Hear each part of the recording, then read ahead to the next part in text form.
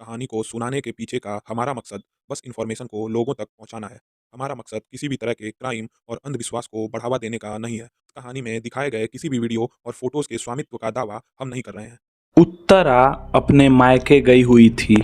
Generally वो सुबह जल्दी उठ जाया करती थी, लेकिन आज सुबह बहुत लेट तक नहीं उठने पर उसकी माँ उसे जगाने जाती हैं। उसकी माँ उसे देखकर चिल्लाने लगती हैं, क्योंकि उसका बॉडी पूरा नीला हो गया था। ऐसा लग रहा था मानो किसी ने उसे जहर दिया हो। उसका पति भी मायके में ही था। ये देखकर वो रोने लगता है। उसके पति को सब समझाने लगते हैं, लेकिन उसके ऊपर तो दुख का पहाड़ टूट गया था। पूरे घर में मातम छा जाता है। ये जानकारी पुलिस को दी जाती है। पुलिस बॉडी देख के समझ जाती है कि इसे पॉइजन दिया गया है। अब पुलिस घर की तलाशी लेती है तो एक मरा हुआ सांप मिलता है। सांप को देखकर पुलिस को ये समझने में देर नहीं लगती कि ये हत्या नहीं बल्कि सांप के काटने से हुई मौत है। लेकिन आगे जो होने वाला था वैसा पुलिस ने कभी नहीं देखा था। उसकी बॉडी का पोस्टमार्टम होता है, जिसमें पता चलता है कि उसकी मौत सांप के काटने से ही हुई है। लेकिन उसके पोस्टमार्टम रिपोर्ट से बेहोशी के गोली लेने का भी पता चलता है। ये देख पुलिस हैरान हो जाती है और समझ नहीं पाती कि ये एक मौत है या हत्या। उसके घर वालों से पूछताछ होती है और उसके पति से भी पूछताछ होती है। फिर उसके बाद जो कहानी पुलिस के सामने आती है उसे सुन के पुलिस और उत्तरा के घर वालों के पांव के तले से जमीन खिसक जाती है। उत्तरा की मौत सांप के काटने से तो हुई थी, लेकिन उसे सांप ने खुद नहीं काटा था, बल्कि उस सांप को काटने के लिए मजबूर किया गया था। और ऐसा करने वाला कोई और नहीं बल्कि उत्तरा का पति सूरज था। अब आप सोच रहे होंगे कि भला सांप को कोई कैसे मजबूर कर सकता है और उसका पति क्यों हत्यारा बन गया। तो मैं आपको शुरू से पूरी कहानी सुनाता हूँ। आप खुद समझ जाएंगे कि क्या था पूरा मामला। ये कहानी केरल की है। केरल के अंचल में एक सीधा साधा परिवार रहता था। इसी परिवार में उत्तरा नाम की बेटी भी थी। उत्तरा के लिए काफ़ी टाइम से रिश्ता देखा जा रहा था, लेकिन कोई अच्छा रिश्ता नहीं मिल रहा था। थक हार कर 25 साल की उत्तरा की शादी के लिए परिजनों ने मैट्रिमोनियल साइट पर रिश्ता ढूंढना शुरू कर दिया। इसी साइट के जरिए परिजनों को सूरज नाम का एक लड़का मिलता है, जो बैंक में नौकरी करता था। यूं तो सूरज आर्थिक रूप से थोड़ा कमज़ोर था, लेकिन उसकी नौकरी ठीक ठाक थी।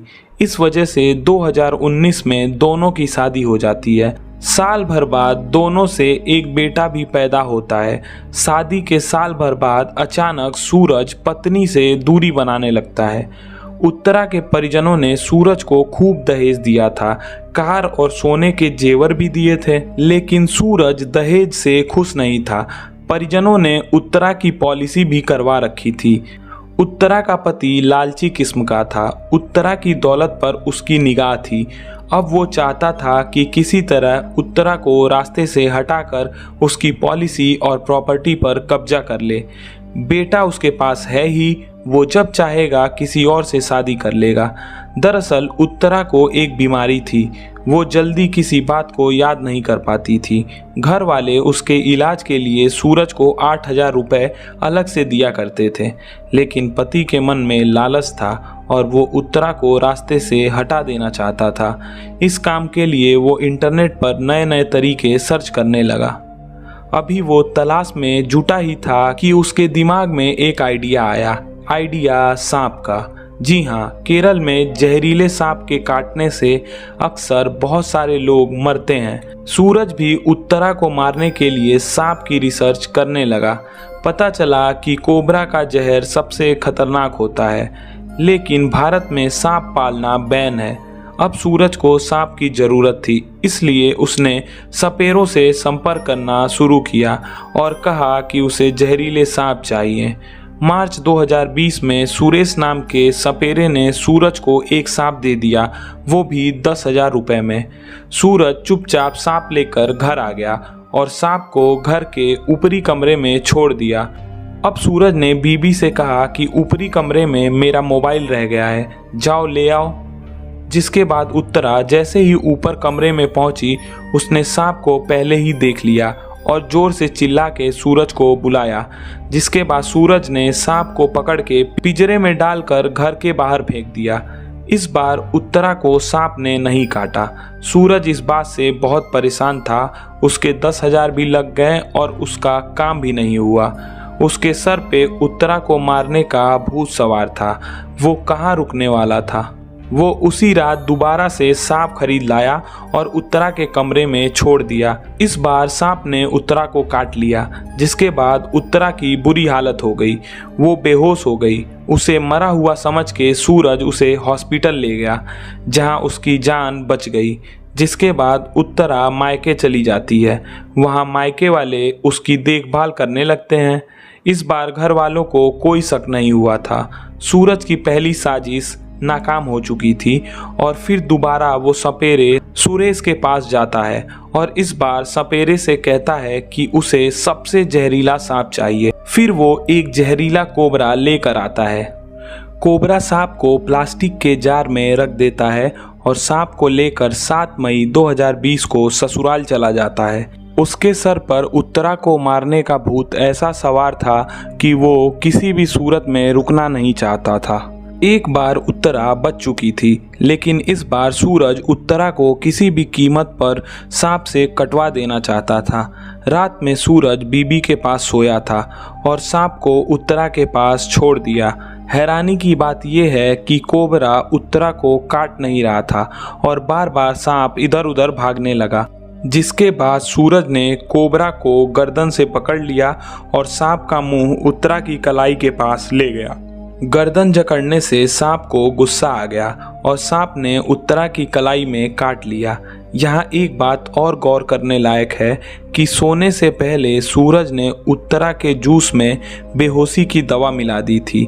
अब उत्तरा को सांप काट चुका था। सुबह हो गई लेकिन उत्तरा सोकर नहीं उठी। उत्तरा को उठाने के लिए माँ जब कमरे में गई तो शोर मचाया कि उत्तरा की हालत खराब है। आनन फानन में परिजन उत्तरा को हॉस्पिटल ले गए और उसे मृत घोषित कर दिया गया। मामला अजीबोगरीब था। मौत सांप के काटने से हुई थी, लिहाजा हॉस्पिटल प्रशासन ने पुलिस बुला ली। लाश का पोस्टमार्टम हुआ, तब खुलासा हुआ कि उत्तरा की मौत सांप के जहर से हुई है। रिपोर्ट में एक तरह की बेहोशी की दवा के सिम्टम भी मिले। यही वजह पुलिस को भी हैरान कर रही थी। जांच के दौरान सांप की तलाश शुरू हुई। घर के पास ही मरा हुआ कोबरा मिलता है जिसे सूरज ने मार डाला था। कोबरा के शव को भी जांच के लिए अस्पताल भेजा गया। पुलिस को उत्तरा के पति पर शक था। उन्होंने उससे पूछताछ की लेकिन उसने पुलिस को इधर उधर घुमा दिया। उसका कंप्यूटर सर्च किया गया। जांच में पुलिस को सांप के बारे में सर्च की गई हिस्ट्री और जहरीले सांप से जुड़े वीडियो मिले। पुलिस का शक पुख्ता हो गया। सूरज से सख्ती से पूछताछ हुई लेकिन वो झूठ बोलता रहा। शक तो पुख्ता थे लेकिन सूरज के खिलाफ सबूत भी जुटाने थे। लिहाजा डीजीपी लोकनाथ बेहरा ने कोबरा का डीएनए टेस्ट कराने का फैसला लिया। जांच में पता चला कि इसी कोबरा के जहर से उत्तरा की मौत हुई है। अब पुलिस ये पता लगाने लगी कि ये सांप कहाँ से मिला। तो जांच में पता चला कि एक सपेरा है जो जहरीले सांप को पकड़ता है और सूरज को उससे बात करते देखा गया था। सपेरे को जांच के लिए बुलाया गया। अब सपेरे सुरेश ने भी पूछताछ में कबूल लिया कि सूरज ने ही यह कोबरा 15,000 में खरीदा था। जांच को और भी पुख्ता करने के लिए पुलिस ने बकायदा एक्सपर्ट की निगरानी में उस बेड पर डमी ट्रायल किया जहां उत्तरा की मौत हुई थी। बेड पर एक डमी बॉडी को लिटाया गया और कोबरा सांप छोड़ा गया। डमी को कोबरा काट नहीं रहा था बल्कि इधर उधर भाग रहा था। जिसके बाद सपेरे ने सांप की गर्दन पकड़ ली और सांप को गुस्सा दिलाया तो कोबरा ने डमी पर जोरदार डंक मार दिया। एक्सपर्ट ने खुलासा किया कि जब तक कोबरा को गुस्सा नहीं आता तब तक वो किसी पर अटैक नहीं करता। कोबरा रात में शांत रहता है, यानी रात में लेजी हो जाता है। इस केस में घर के कमरे में कोबरा के दाखिल होने का कोई रास्ता ही नहीं था। खिड़की के रास्ते से कोबरा दाखिल नहीं हो सकता था। यानी साबित हो गया कि उत्तरा के कमरे में कोबरा आया नहीं बल्कि सांप को लाया गया था। कत्ल के इस केस में कोर्ट में 1000 पन्ने के चार्जशीट दाखिल हुए। सांप की जांच के हर पहलू की रिपोर्ट, डीएनए रिपोर्ट, कोबरा के बिहेवियर की रिपोर्ट, सबका ब्यौरा पेश किया गया। सुरेश नाम के सपेरे की गवाही भी हुई। कंप्यूटर के रिकॉर्ड और मोबाइल नंबरों का ब्यौरा पेश किया गया। पुलिस ने अदालत में साबित किया कि उत्तरा का कत्ल उसके पति ने जहरीले कोबरा से कटवा कर किया।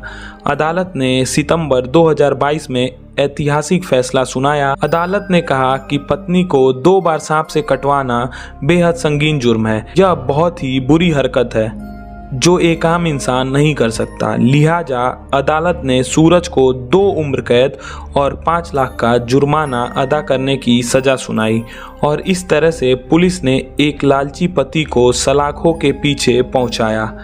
ऐसे इंसानों के वजह से ही धीरे धीरे अब समाज में रिश्तों की अहमियत खत्म होते जा रही है। सब कुछ पाने के बाद भी लोगों के मन का लालच नहीं खत्म हो रहा है और ये लालच ही है जो क्राइम को बढ़ावा दे रहा है, चाहे लालच पैसे का हो या पावर का। तो ये थी आज की कहानी। आपको ये कहानी कैसी लगी कमेंट में ज़रूर बताइएगा और ऐसी ही और कहानियों के लिए हमारे चैनल को सब्सक्राइब कीजिएगा। फिर मिलते हैं एक और नई कहानी के साथ। तब तक के लिए नमस्कार, धन्यवाद।